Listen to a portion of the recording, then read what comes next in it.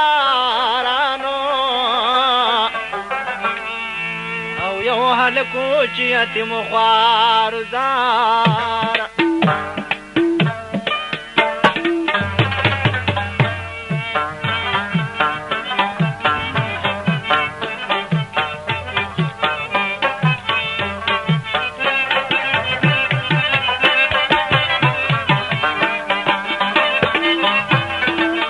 दुकान पता याद साथे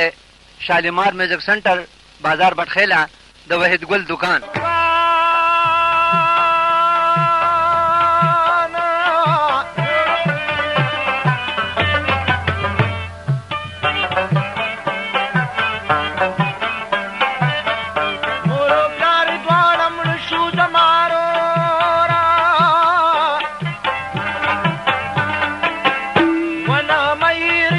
خان زما دلدارا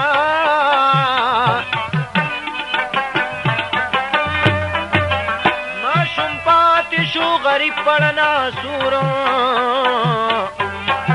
او دې چې پاتې شو یتیم د مور او پلارا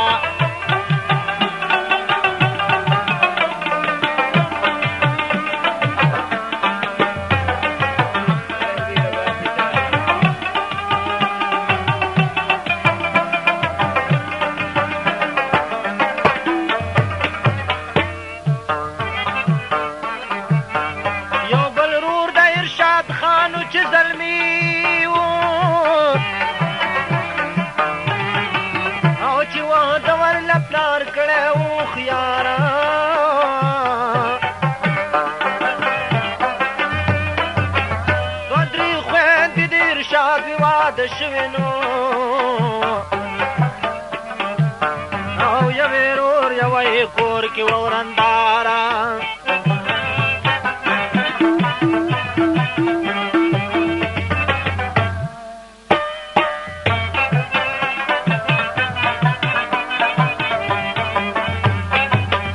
دا ارشاد د لسو کالونه یتیم شو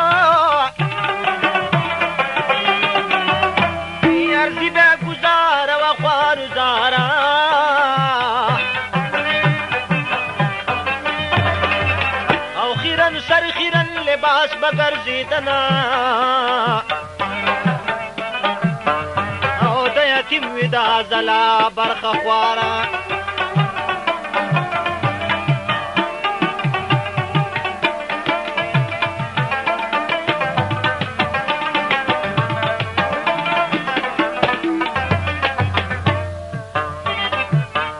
بلندار باور تډیرا ګریدا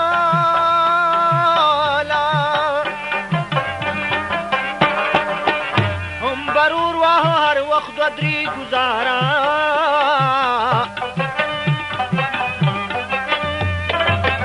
مور او پلار چې د چامړه شي خود بدبخشي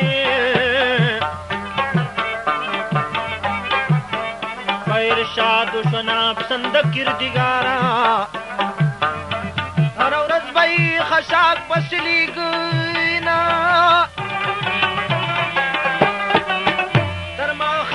پغرکیو پنارا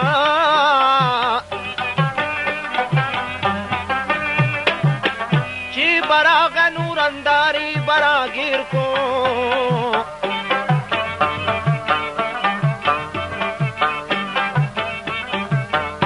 بوہلو بائی پوٹ کتی ویزارا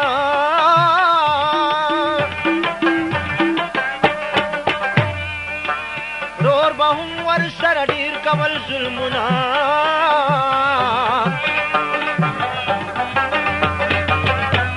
سات باور سدیو کی ندارا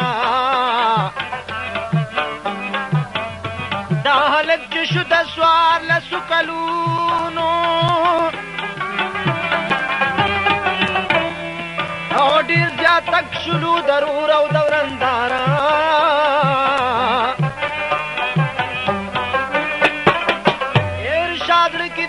سوچ کی ملا مانوی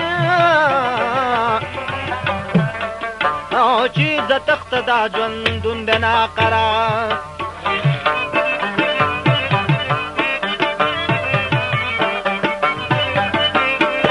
کیسټ په فرمایش د عالمګیر ډکي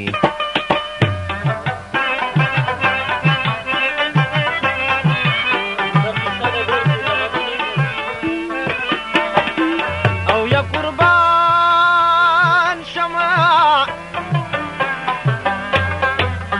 یو ورځ ارشاد د کوره شبهار او په طرف باندې روان شده او غر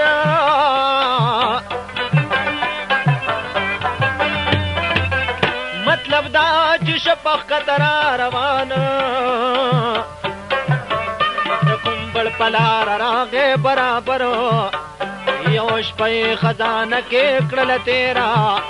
بیا په پل د بلام بټ سبا سحر ته مرګري ترا پوری و ترشاد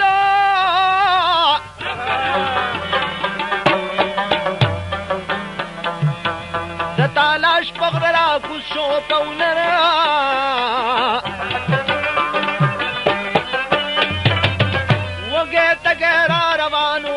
غریب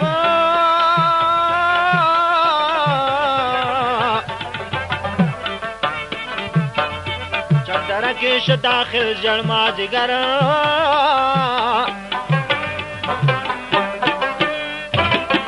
لنڈ دادا چ مردان تا ارشاد راغے وی راغے گرزے دبا پا مردان کلر ور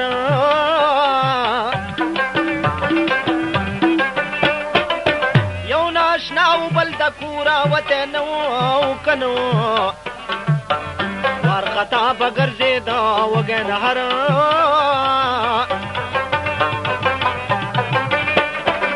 نو دا هلک با کله پورتا کله خطا او خطنو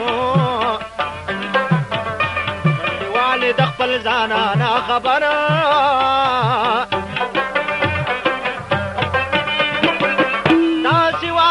خرکار دلته موجودونو د پنجاب نو راغله مسافر د ارشاد خو به دې پجړا سرو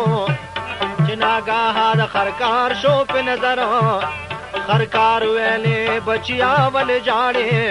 او مکمل می د خپل حال کړه خبر د ارشاد ویل یو ماشوم بل یتیم موي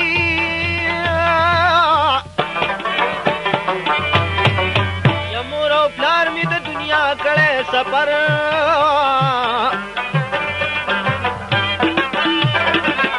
مشرور اندار ته پات شم صایب وی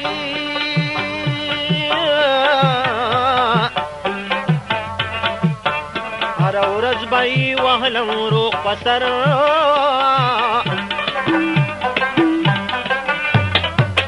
حال احوال ټول بیان ک میرامانا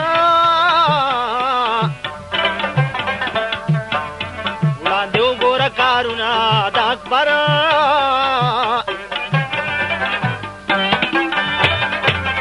خرکار ویل بچی اسم کواغام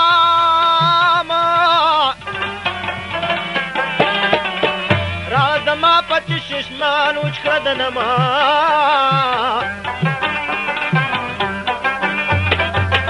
نمی زویشتا نمی لورو چی خپنشی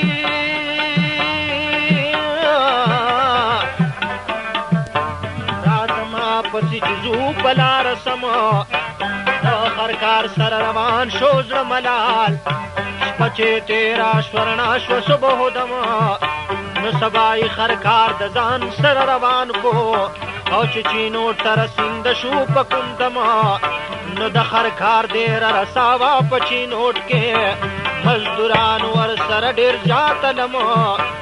اتیا سل سر اخرد دی خرکار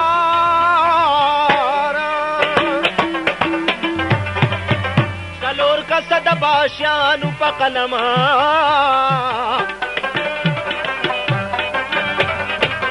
دا ارشاد مقرر پخپل پرزن کو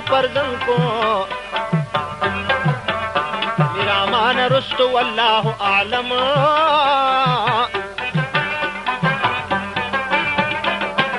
ارشاد لاړو د خرکار سره یارانو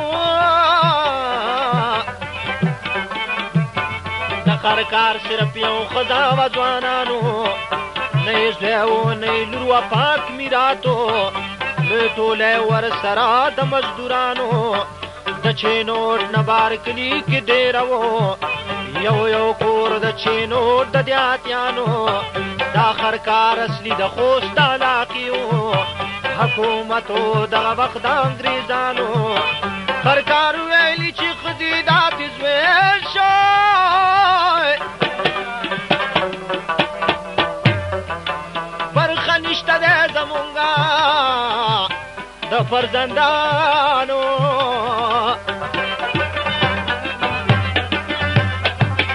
دا هلک زمونږه زوی شي ښځې واوره او که واوره نو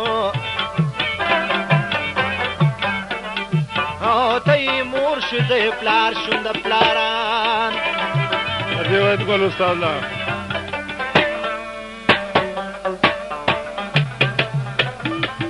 دا کیسټ په فرمایش دی ښځې وویل د خرکار زما خاوند دی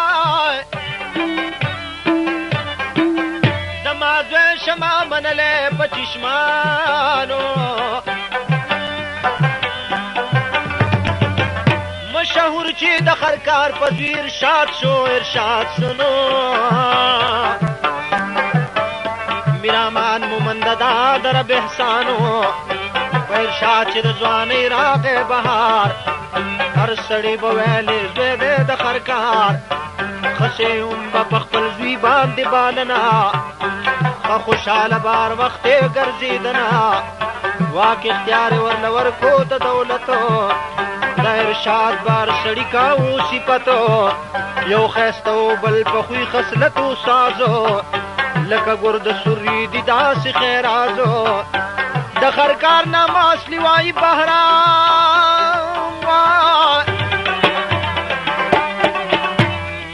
او مشهوره په کاکو په هر مقام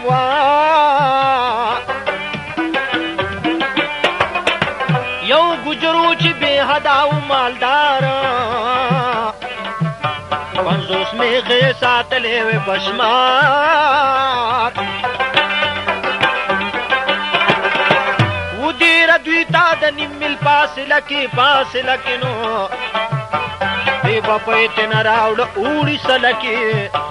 دا ګجرو یو چیرمن د ګجرانو په منونو په یې به وړه ترې بازاریانو دې خرکار به په یې راوړو دینه مدامو چې ساز کړې پرې د چیو انتظامو یو ورځ کاکو خرکار ویلې ارشاد ته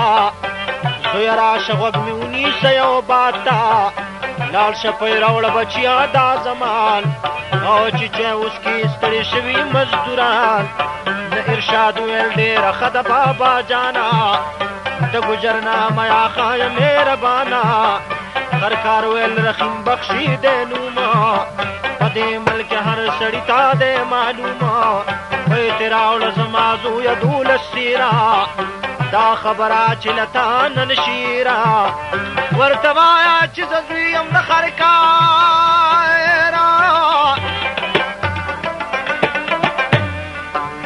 پوره پۍ ماله راکړه په مقدار ارشاد خان په یو پسې شو ور روان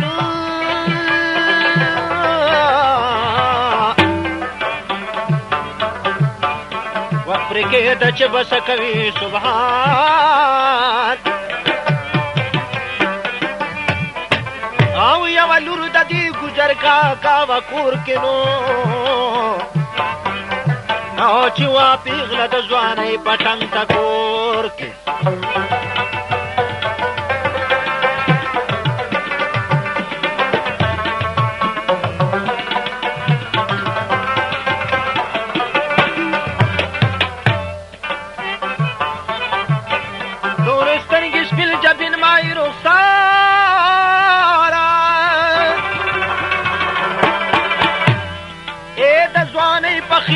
داوا پریوارا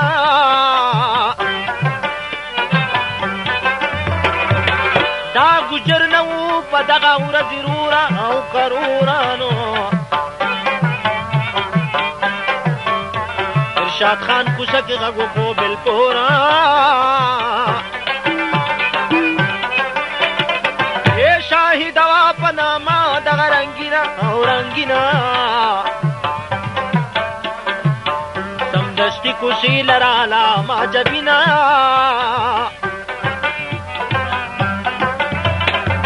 او چې نظرې په ارشادو لګېدنه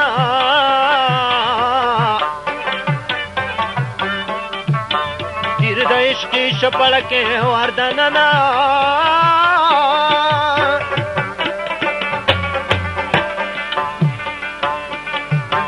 ټول بدن د شاهدي شو په لړزانه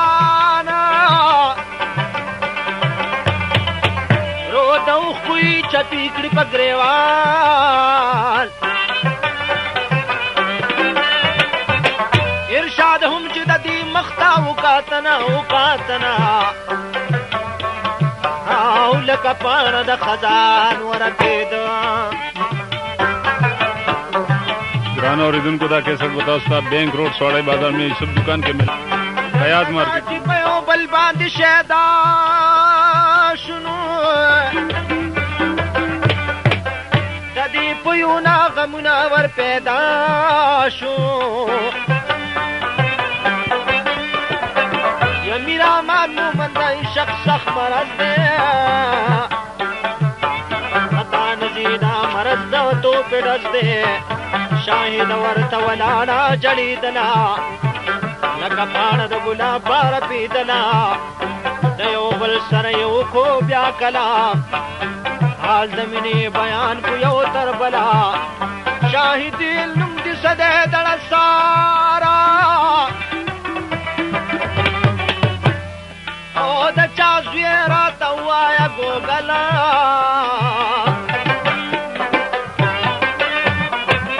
تو ویلو میر شاد دخر کار زویما چکا گنا منری بحرام اخپلا ارشاد ویل زمان تا قسم دے تا سرم شاہدی داواد شولا ارشاد پای کال تراوړ سامعانو د مخشما چې زړه ښکارې دلا نام نهاد مورتي زرو کړه پښتانه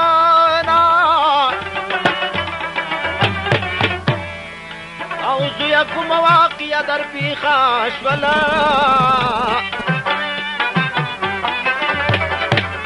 ارشاد دغه وکړو میرا ما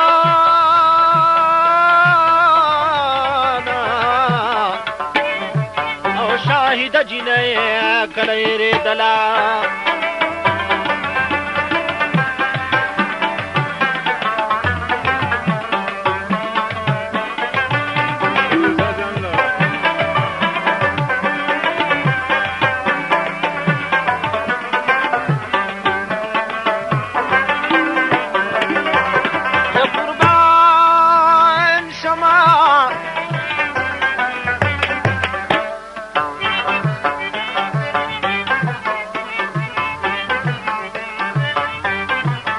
شاهدن و غم راغه کراغه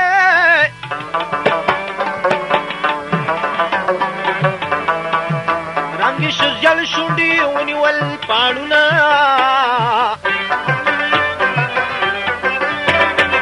د شاهدی نازک بدنو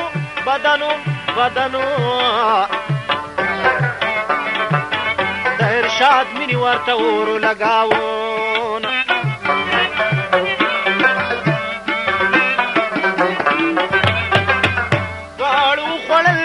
شک گزارونا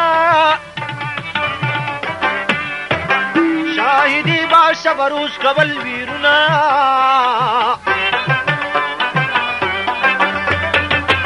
ارشاد خان په پیرا وړل په هغه شان او شان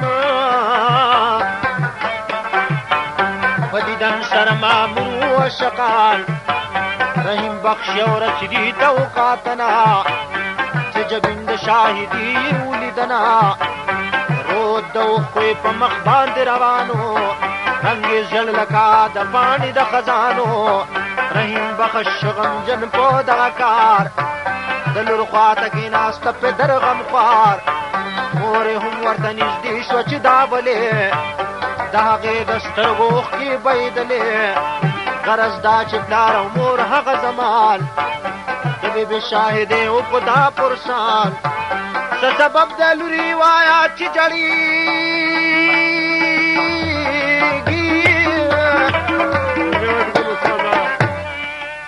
ورځ په ورځ لکه نارنج داسې جړېږي شاهدې په زړه کې و په دا توکل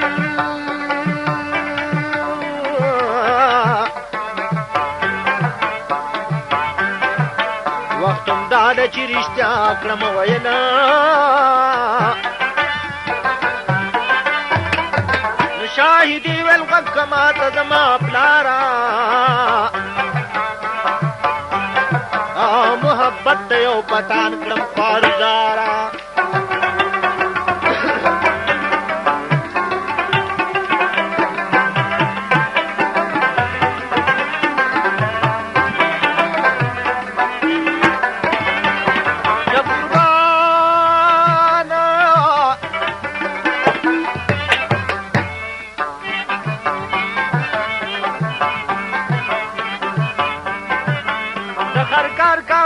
زنده دغه ځوان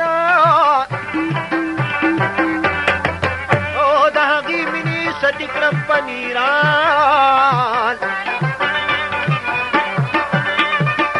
او که هغه دلبر زما سره هم راشي د زړه خونه به مې هلا بې پروا شي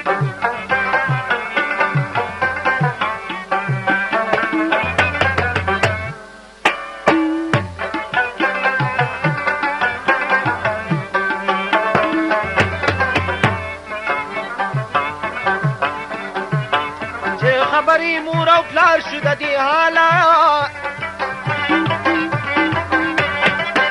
رشته داري را طلب کړلو فلحاله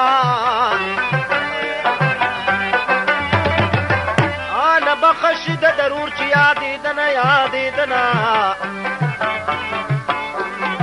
او هغه خاص په منګیانه کې اوسېدنه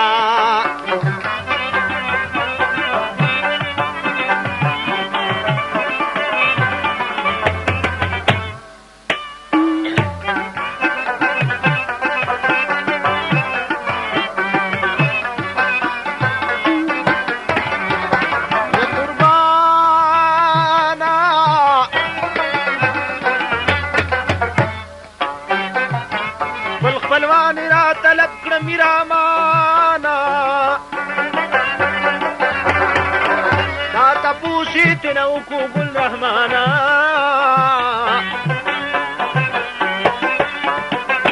ګل رحمان د ملیزه باندې یې کلی او کلی نو میرامان شاعر درور په شان شمېرلی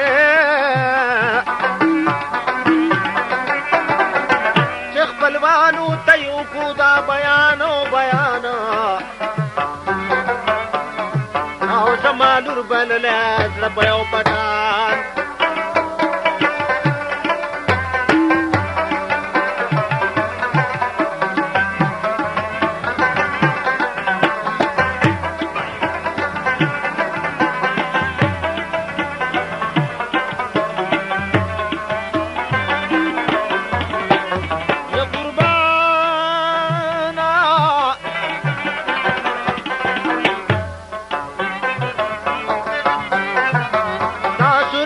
اجازه پدې کې مالا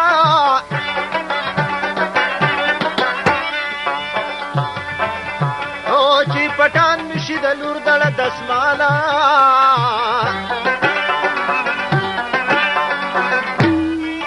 رشتہ دار چې پدې حال باندې خبر شنو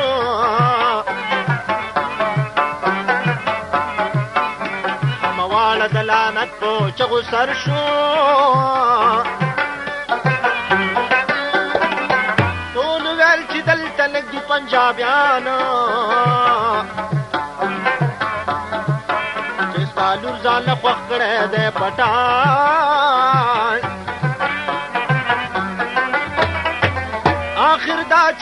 غازی دا خپلوان شو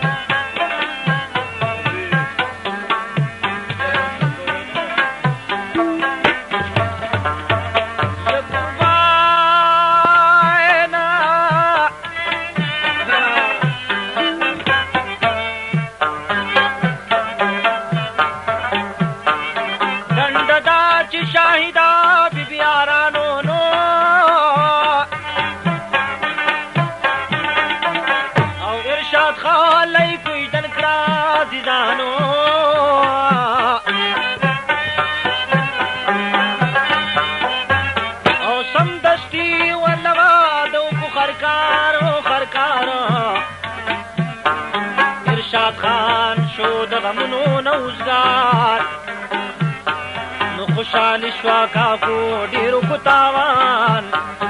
ډیر راغلی وادلا پټانان نو خرکاران د ټول پنجاب چو راغلی دا بهرام ورپې کاکو را بللی اولاونه پخېدو پکې بېسیار پنجابیان هم پکې وو د چینوټ ښار هم راغلی وو د جنګ منګیانې خلق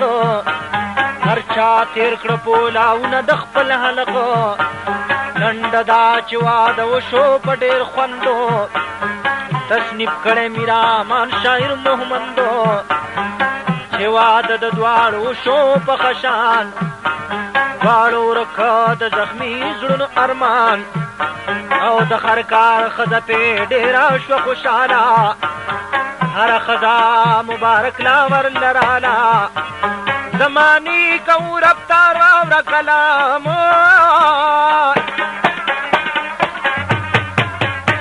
چې دو کال عمر شپکی تمام یو ورځ خرکار جنیتا وکاتنا اور زلفانې پسینه را زنګېدنا سپین جبین لکه آیندو شاهدیو او سره لبانې د پیروي پالو دیو نو دا خرکار په شاهد باندې عاشق شو نو دا کوروانې په تیر عمر منافق شو نو نور خرکار کاکو د کورا شو بیرونو او د باشیانې را طلب کړو په مضمونو نو د باشیانو ته یې وکړو دا بیان او چې بېګاله بهلا کړي ارشاد خان نو ځان سره به ارشاد بوځئ د باشیانو د لاس خپې به یې بسته کړئ بدماشانو نو هغه لوی کمر ته دې واچوئ لاندې او دا کمر پې راګزار کوئ په د باندې دا څوک خوشې خوشکې دی او سر بهلی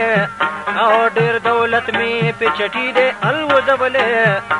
نو الغرض چې ماسخوتل شو شومدم پالنگا شقان پریوت همدام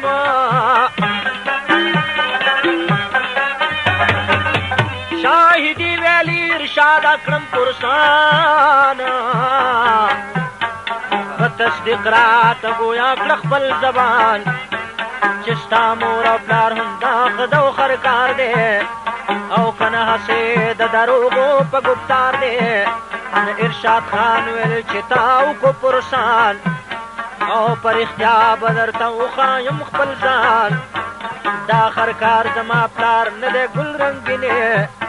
او خپلې سختې ارشاد ټولې کړلې سپینې ماجره ارشاد بیان کړله تر سره شاهدي بې په حال شوله خبره شاهدي ویل ډېر مه کوئ اعتبار خلق وایي وپاله لري خرکار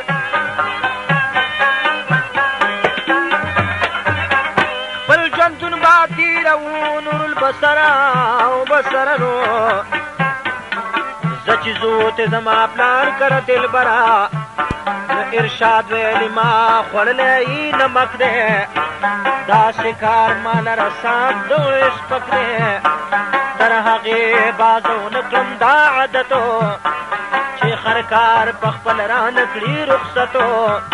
او زه په خودون یم په ما مکړه دا ګمان دې خرکار ما لره ډېر کړی تاوان لنډه دا چې دواړه د شو په پالنګو او پراته لکه ګلونه څنګ په څنګو او چې شپه تېره شوه نیمې پار یاره د باشیان مزدوران پاسېدل هوښیاره نو ارشاد خان ته آواز وکړو دې خرکاره او زویه پاسه نن شاخرو سره تیار د باشیانو سره لاړ شه زما زویه چې په کار باندې لګیا شي په خوی پویا بیا واپس تین راځه په خپل لارو نن تللی نشمه بچیا یم بیمارو نه ارشاد خان د کته پورته شو یارانو او لیکن فکر یې کاوه غریب حیرانو او زړه کې پوه شو چې څه نوی شان تړون دی او یا مې مرګ دی یا مې بیا چرته شړون دی او شاهدي ته یې پټو کو دا کلام ایک زورک شو مرګ به وي زما انجام خوښه ستا ده چې بیا دې که پاتې کېږې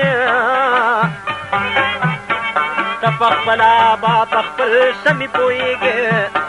او ارشاد دا خبره وکړه میرامانه شاهدې پې سترګې سرې کړي د جنانه ارشاد خرکار په ټګۍ بیاړي نو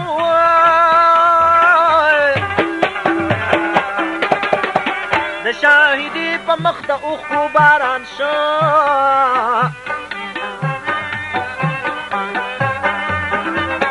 د خرکار لکي شاهده ده او شاهده ده او د شاهدي په نظر سپی خرکار راځي ګرانې اورېدونکو پته یاده ساتئ دا کیسټ به تاسو فرمایش کې سمیر او حبیب کړی دی داسې وایي چې ارشاد غریب روان شو نو یا عاقبت د کار مقام ته چې رسان شو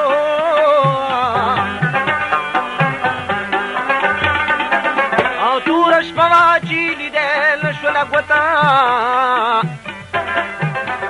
بله ورځ دوه د اسمان په مخ راښکته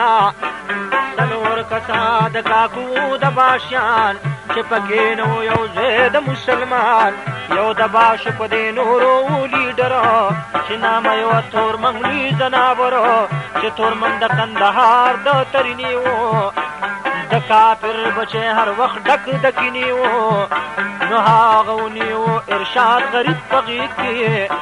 سر د لاندې را ګزار کو بیا په ریګ کې بړی راوړو د باډګولو د باشیانو لاسو خپې ورله بسته کړي سامیانو ارشاد ویل سمې ګناه سمې تقصیر دی او چې مې وجنې په څه وجه مې تعذیر دی تورمنګ ویل اوس به شي په ځان خبرو او چې دې لاندې کړم د خاورې د کمرو نو یو کمرو دلته جوړ په لوی قدرتو داسې وایي چې شل ګزه اوچتو او د کمر یختی واچو نسکورو د باشان کمر ته وخاتو بالپورو او د کمر په سري کې خودل جبلونانو ارشاد وکړو د الله درته سوالونه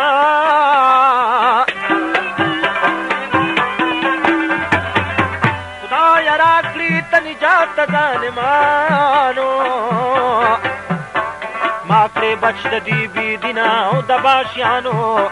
معلومیږي دا ارشاد سوال شو قبولو د باشیان به په خپل منځ کې شي معزولو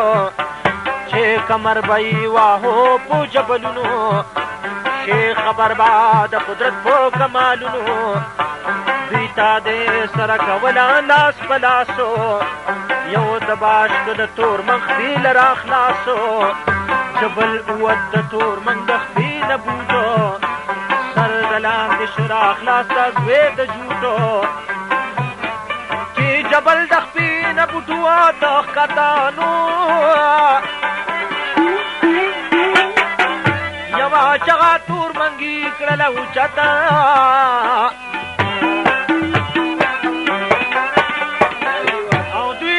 واقع سر شو سرواړه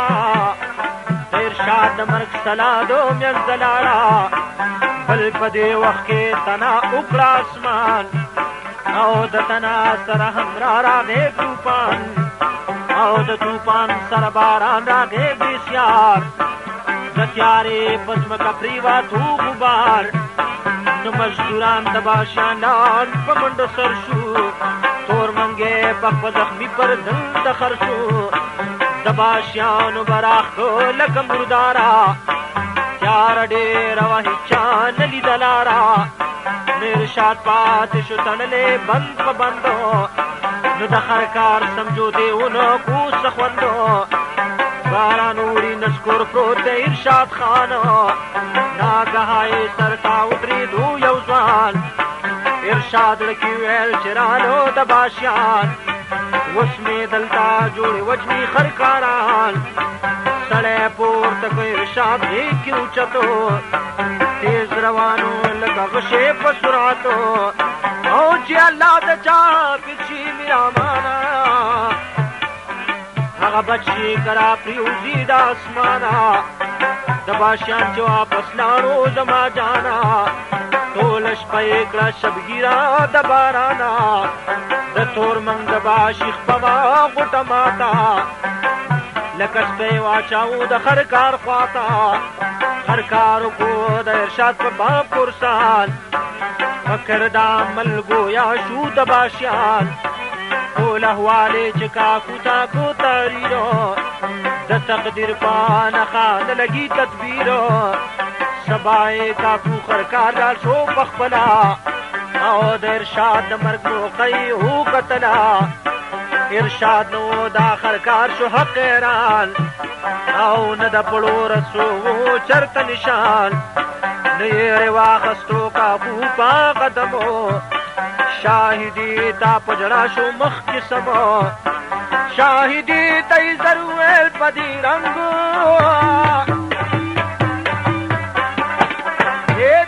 ارشاد پخپواله دے تور منگا د تور منگ پیدا غټا ما تکړینو ارشاد له تختې دل سترګې خړې او نه پوهېږم چې بتلې وي کوم خواته ته پرې خو دې اوازې دلته ماته ما پردیس و پخپل پر زن نیولې نه حرام یو زکا پډې تختیدلې هغه لاړ بیا به نه ویني بشرو محبت دا دغه متړ سرو اوس به ما سره نکاح وکړې په خوښه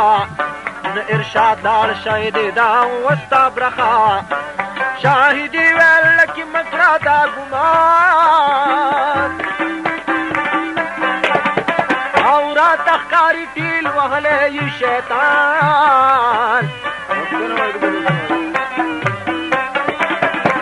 او تا چې کړی کوم سلوک زه پوهېږمه په دولت او په لباس دې نه غولېږمه ارشاد تا زما د څنګه دې بوتلې تا زما د محبت په باب وجلې او نه به تا سره نکاح وکړم خرکاره نه به خلاصې ته زما نه یې خونکاره ارشاد غواړمه له تا نه امانتو زه ژوند یم د هغه په محبتو ځان خبر کړه په دوکه به نشي خلاص او د سرکار سره به تا کړم لاس په لاس هر کار ویل هغه لال ته یې پرېښولې پرې ستا د محبت پاسه کېښولې شاهد ویل یا برابري ارشادو یا قسم دې چې دې وباسم بادو شاهد ترې هغه دم شل روانه د خپل کار کړه درون شوه میرامانه شاهدی خپل پلار خبر کو دا احوالا دا ارشاد قصه یې کړله ورته لالا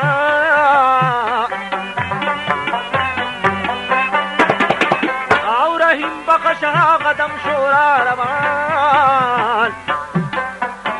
د خرکار نه تپوس کړلو فی الحالا وان وایا چې ارشاد پټان دې سکو امانت لتا غړم سبانا او سبانا دې ارشاد مان ران کو سرکار بری رسیل مکرم پیمانا دنڈ دادا چی خرکار کا کمر کر شو او رحیم بخش گجر نور نشو اٹالا سمدستی حکومت تارا پوٹ کو خرکارو نیو پولیس ہوند جالا او د چینو جیل تیوا چو تللے او د باشان عمر سرو بدپالا شاہد دعوا پټول باندې وکړه یا په وهلو حاکمانو کړل پلالا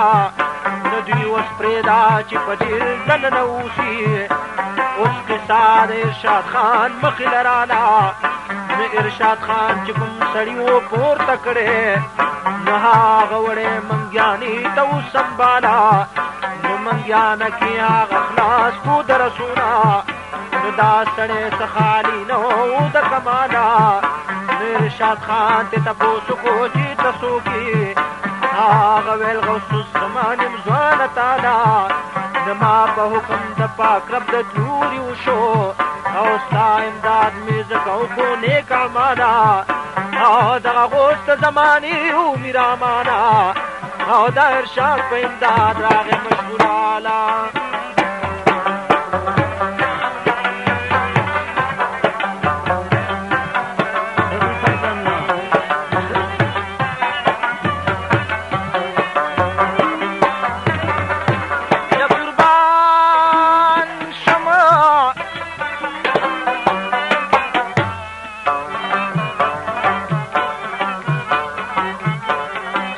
پاسی د ارشاد چال تپاتی نو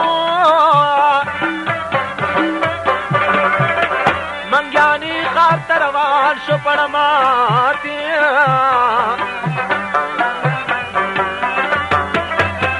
چی دخار نبہر ورغ ارشاد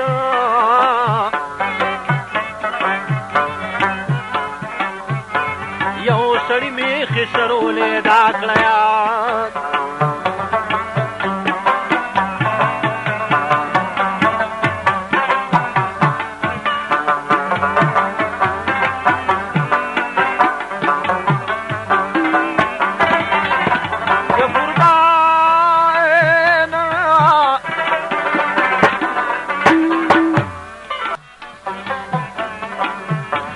ارشاد ورغه سړی ته قریبا هغه وکړه دې پختنا په ترتیب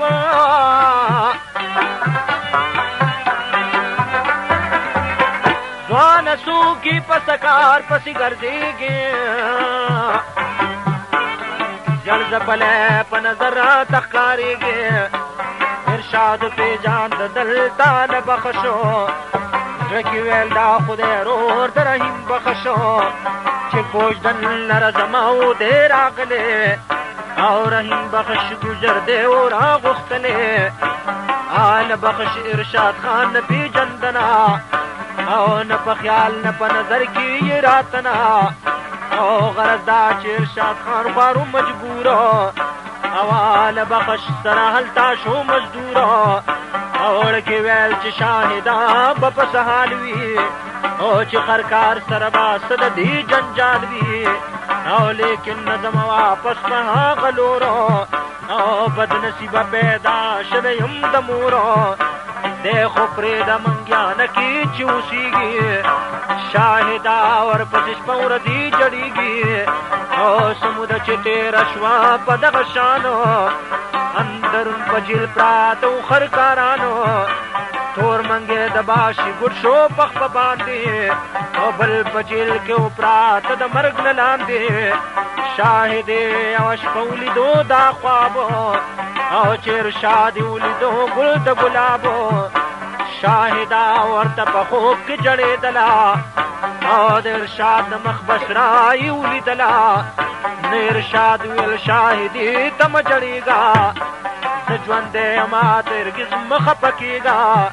او یو ورځ به زمونږ وشي ملاقاتو او د هر کار په کوشش نه یمه هډ ماتو شاهده چې شوراوي خان د دې خوابه او لیونی شوه د ارشاد غم کړه خرابه او مطلب دا چې سودایي به ګرځېدله او د غمونو پټال لاس ته زنګېدله دا کیسټ به تاسو ته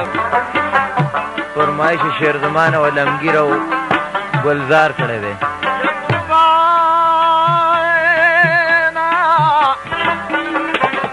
فرمایش حکیم صاحب په دې میاشت کې چې پوره تېر شي او کاله کې وګوره قدرت د ذوالجلال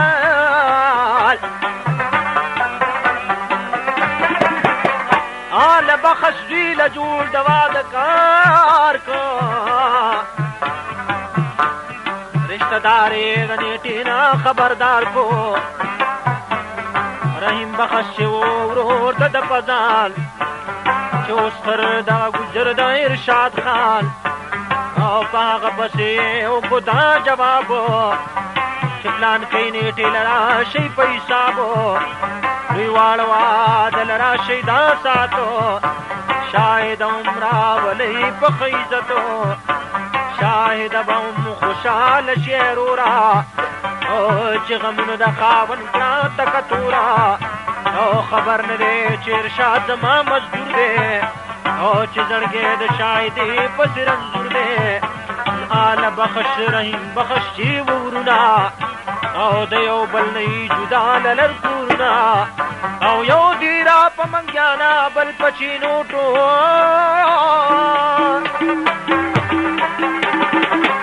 شاهدې په زړه خوړلې د غم چوټو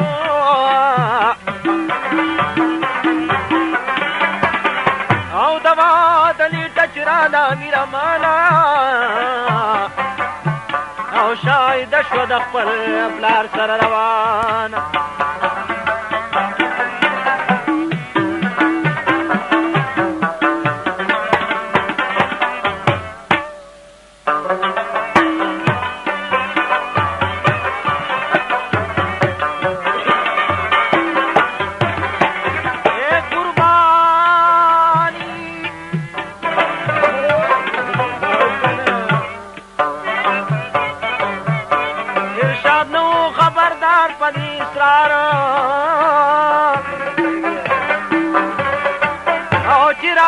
شاهدا پڑ پرهار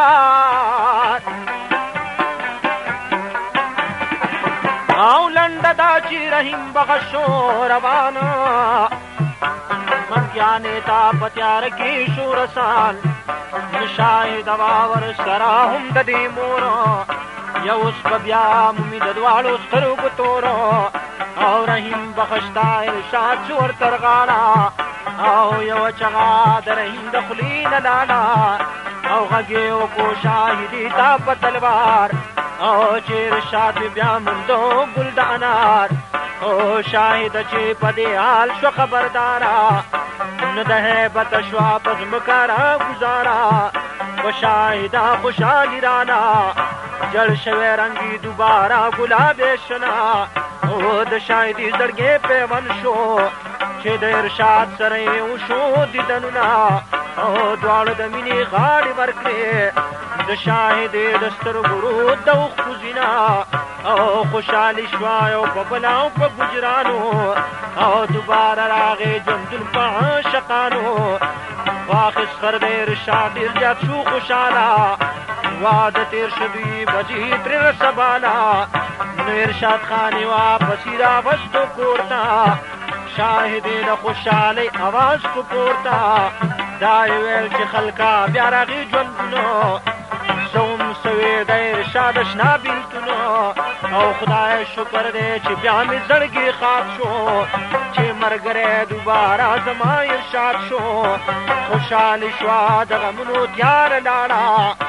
اوس با اوشي په خرکار کا کو پشاړه او لنډ دا مقدمه شوا په خرکار د باشان هم ورسره ووایي چارو او چې ارشاد و شاهدا په کوم ساتو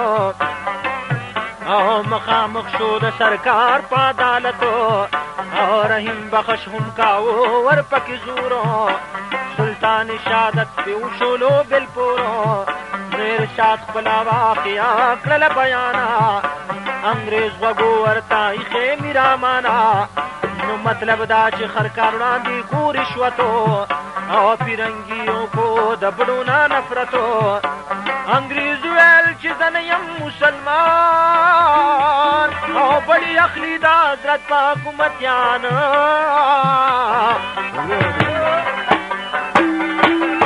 انګریزان به رشوت وانخلي خرکارا او د مسلم په ما ګمان مکړه خونکارا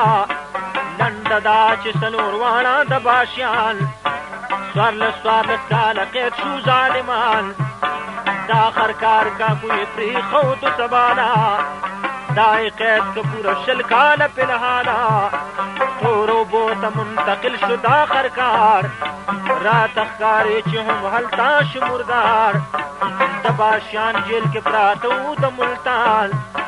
14 کاله قید چې تېر شو کوم زمان او چې د جیل نه شو خارج بیا ملنګان شو د تبریز بابا دربار ته ورعیان شو تور منګوډه خپو ناس دغه زیارت کې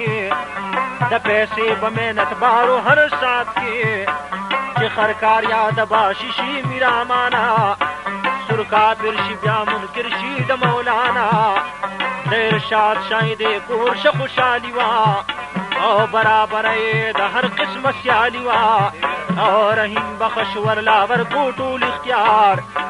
اوسېدل بعد چې نور د ښار نه بار او سمود چې تېره شوه پکې د خوندو او د ارشاد و شاهدي وشو پرزندو خوشحالي وا بې حساب مال بېسیارو د ارشاد و شاهدي هم اختیارو خرکار غرق شو چې نو نم خبیثو د باشیانو داسې وخت له 420 سوټې پکړ چې وي چرته د مالدار او هغه ټول بې غیرته فتنهدار او تالي سر چې چرته ووینم یارانو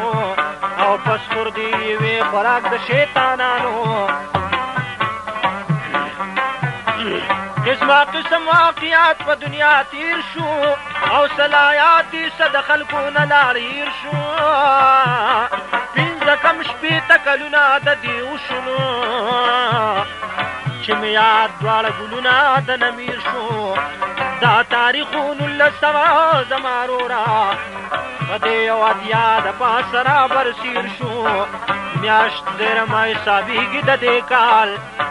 په 3 تاریخ د مارچ بیتونه شمیر شو رابطه د ګل رحمان د عزیزانو او شیر علي ته ورغتا په زورو زیر شو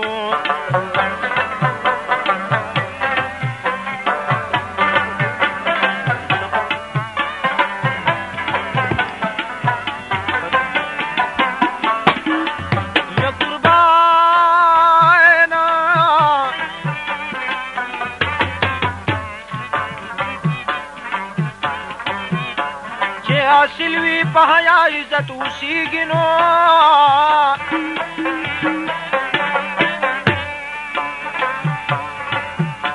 غوږ پکې دا دې قصې ته بجړېږي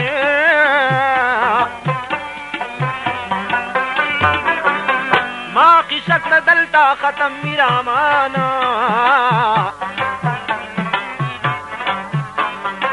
زړګي باندې ډېر نرم ارمان ډېر نرم ارمان ډېر نرم ارمان ډېر نرم ارمان ډېر نرم